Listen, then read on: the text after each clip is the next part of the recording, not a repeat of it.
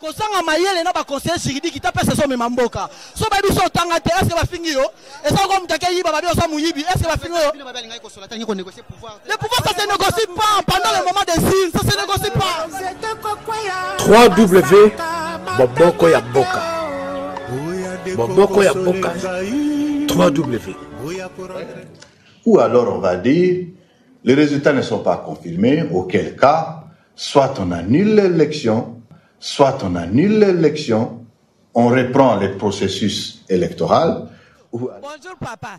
Ngana yele lopona ya koyebisa nani oyo ba tricher pouvoir ya Martin Fayulu, baltika pouvoir eza ya bangote. C'est la vérité qui triomphe. C'est Fayulu qui a triomphé. Ce qui a continué à cause de la maudite en Zambie au nom de Jésus. Ngai souci nanga zali nanga apesa ba voya président na biso na malé na malembi. Pour voir eza pas na biso bata Martin Fayulu. Toza na besoin kaka Martin Fayulu to ba voix na ye na ndenga pena to voter la ki. Biso eloto elimi mingi awe za to yende ko boya po biso ne to voter ki Fayulu. Kongo mobimbe bien onke Fayulu mutu a contester azate.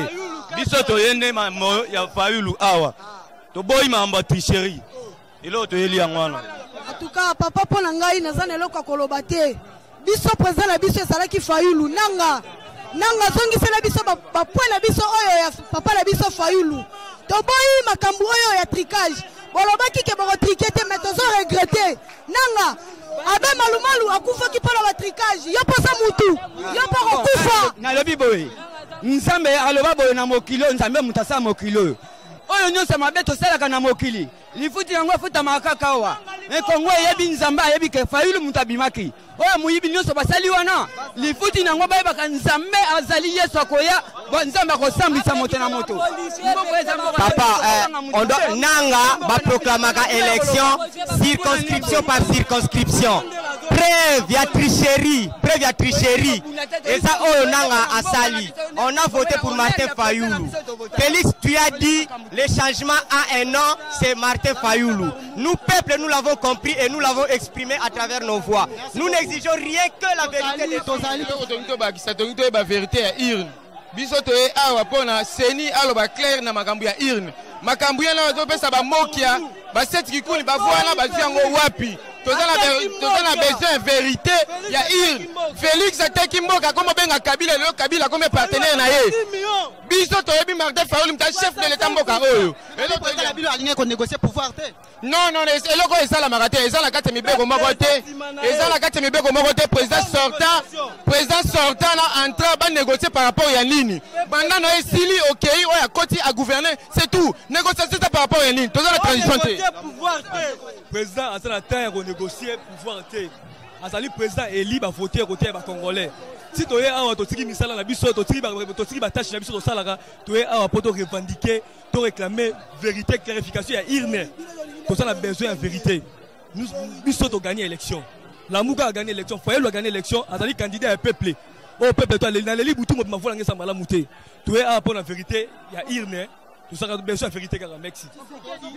Tshisekedi a traité Nani le rôle rwandais. Il faut aussi qu'on a même logique qui est Tshisekedi. Il a traité qui pour un Rwandais dans le message à 2011 n'a pas Congo. Mais est-ce que Moutou Oya Yéobaché pouvoir négocier en côté sur comme dans le moment Irne?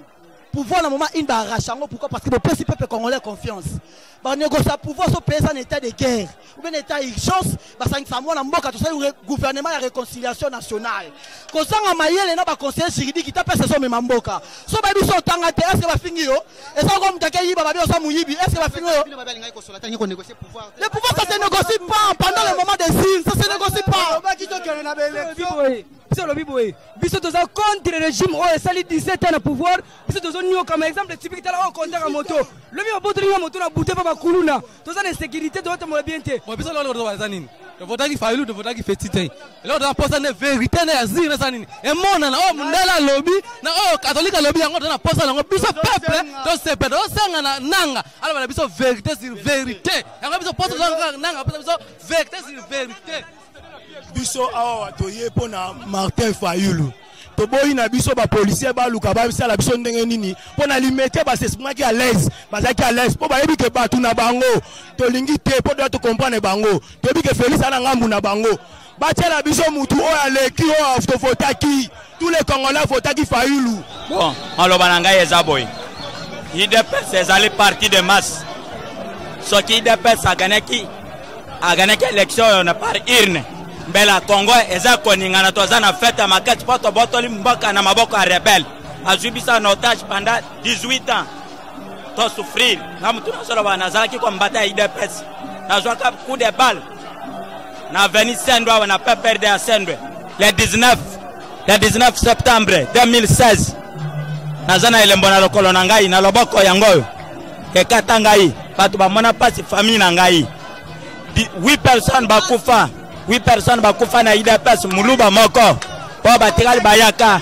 Ba Congo Bangala. Melelo Félix. Akai ko négocier na rebelle. Abama papa na ye. Pa ya ko zo pouvoir. Peuple congolais va souffrir. Pouvoir, va négocier avec peuple nda muta pesa négocier pouvoir te papa. To lingi vérité et bima. Biso to fotaki Fayulu. To fotaki Félix te. To lingi vérité. So lali de souffrir bana Fayulu to lingi vérité. Oui, omoni toza awa na Congo na biso baloba te biso to yebi Fayulu za président. Ata balobi ata basala to yebi yango te. Le pays est calme. Ça montre que non, la population a adhéré. Ça n'aurait pas été le cas que Kinshasa serait déjà en feu et en sang. Le pays est calme à la suite de ces élections et toute la pression qui était sur tout le monde est plus ou moins derrière nous. Ou alors on va dire, les résultats ne sont pas confirmés, auquel cas, soit on annule l'élection, on reprend les processus électoraux. 3W Boboko ya Boka. 3W